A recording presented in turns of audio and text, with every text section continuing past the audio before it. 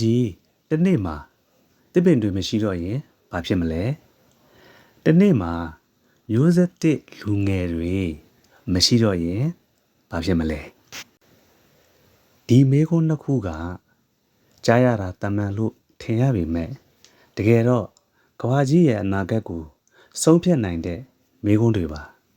ဒီနေ့ဗီဒီယိုလေးမှာတစ်ပင်မရှိတဲ့ကမ္ဘာနဲ့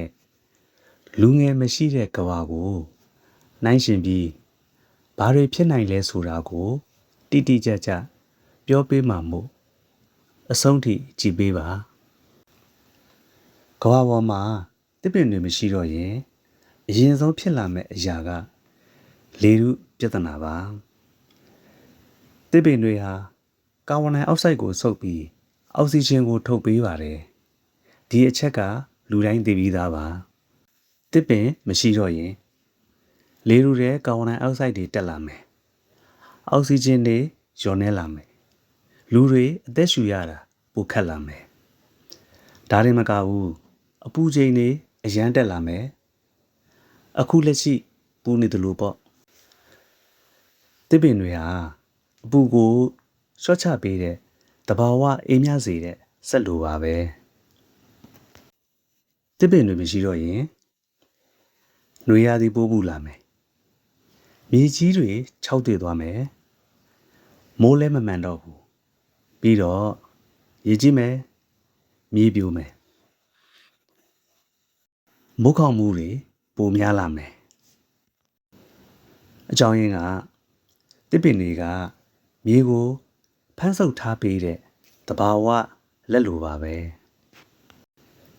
မရှိတော့ရင်မြေကလွယ်လွယ်ပြိုကျနိုင်တယ်အထူးသဖြင့်တိရစ္ဆာန်များအတွက်အရန်အန္တရာယ်ကြီးပါတယ်တစ်ပင်တွေကသူတို့ရဲ့အိမ်တွေပါတစ်ပင်တွေမရှိတော့ရင်တိရစ္ဆာန်မျိုးစိတ်အများကြီးပျောက်ကွယ်သွားမယ်အစာကွင်းဆက်ပျက်စီးသွားမယ်နောက်ဆုံးမှာလူသားတွေကိုပါတက်ရောက်လာမယ်အချင်းချုပ်ပြောရရင်တစ်ပင်မရှိတဲ့ကမ္ဘာဟာအသက်ရှင်ဖို့မလွယ်တဲ့ကမ္ဘာဖြစ်လာနိုင်ပါတယ်နောက်ထပ်မေးခွန်းတစ်ခုမျိုးဆက်တစ်လူငယ်တွေမရှိတော့ရင်ဘာဖြစ်မလဲဒီဟာကတကယ်ကိုဖြစ်နိုင်တဲ့ပြဿနာတစ်ခုပါကမ္ဘာပေါ်ကနိုင်ငံတချို့မှာလူငယ်တွေရောနေလာနေပါပြီလူငယ်တွေမရှိတော့ရင်အရင်ဆုံးထိခိုက်မဲ့အရာကအလုတ်အင်အားပါလူငယ်တွေကစက်ရုံတွေကိုလည်းလက်ပတ်စေနိုင်တယ်စိုက်ပျိုးရေးတွေလည်းလုပ်နိုင်တယ်နည်းပညာတွေကိုလည်းဖန်တီးနိုင်တယ်မရှိတော့ရင်အလုံးလုံးမဲ့လူငယ်တွေနည်းလာမယ်စီးပွားရေးကျဆင်းလာမယ်ပြီးတော့အသက်ကြီးသူတွေများလာမယ်လူငယ်တွေမရှိတော့ရင်စေဝါကုသမှုလိုအပ်သူပိုများလာမယ်ထောက်ပံ့ပေးမဲ့လူနည်းလာမယ်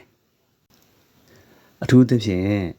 အသိပညာနဲ့စမ်းသစ်တီထွင်မှုတွေလည်းရောနည်းလာပါမယ်လူငယ်တွေဟာအနာဂတ်ကိုဖန်တီးရဲ့သူတွေပါသူတို့မရှိတော့ရင်နည်းပညာတိုးတက်မှုနှေးကွေးမယ်နိုင်ငံတိုးတက်မှုရပ်တန့်လာနိုင်တယ်အချင်းပြောရရင်လူငယ်မရှိတဲ့ကမ္ဘာဟာတိုးတက်မှုမရှိတဲ့ကမ္ဘာဖြစ်လာနိုင်ပါတယ်အခုတစ်ပင်မရှိတဲ့ကမ္ဘာနဲ့လူငယ်မရှိတဲ့ကမ္ဘာဘယ်ဟာကပိုကြောက်စရာကောင်းတယ်လဲ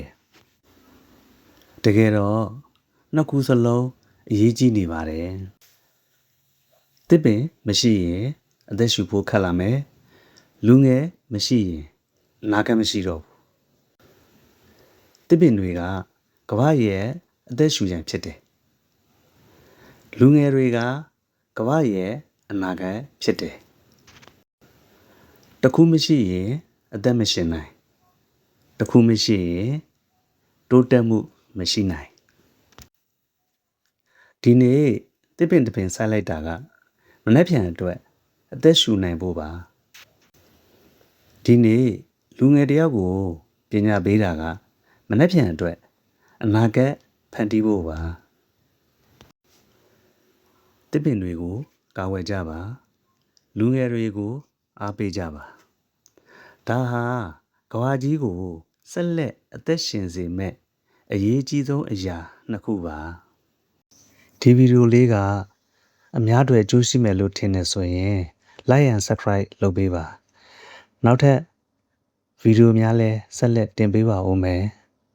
အားလုံးကိုကျေးဇူးတင်ပါတယ်ကျွန်တော်ဦးထွန်းပါ